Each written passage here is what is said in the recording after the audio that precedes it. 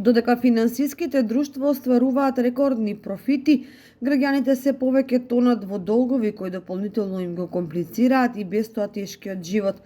Немањето пари за неодложни потреби ги принудува граѓаните да посегнуваат по брзи кредити кои подоцна тешко се враќаат.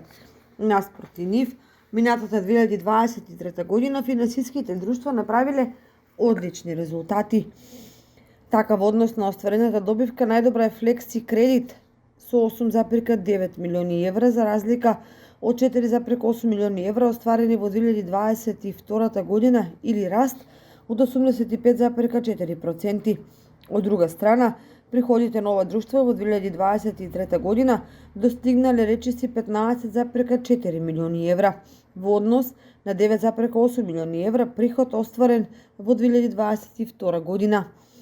На второ место по остварена добивка во 2023 година е Финмак До, позната во јавноста како Тиго брзи кредити. Лани Тиго остварил добивка од над 3 милиони евра, но во однос на остварениот приход, Финмак минатата година ја завршил со приход од 20 милиони евра, што е и најголем остварен приход меѓу топ 5 финансиски друштва минатата година.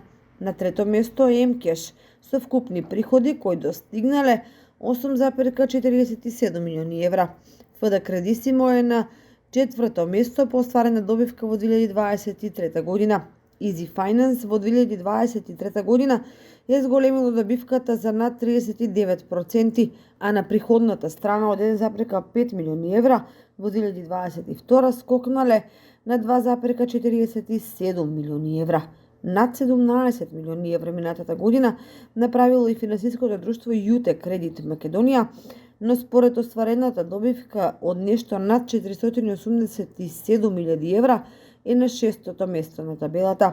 Според објавените податоци на бизнис мрежа, Флекси Кредит, Финмак, Мкеш, Кредисимо и Easy Finance во 2023 година направиле вкупен приход од 50,67 милиони евра, за разлика од 36,9 милиони приходувани во 2022 година. Добивката на овие 5 топ финансиски друштва лани изнесувала 16 милиони евра или 4,5 милиони повеќе од годината пред тоа.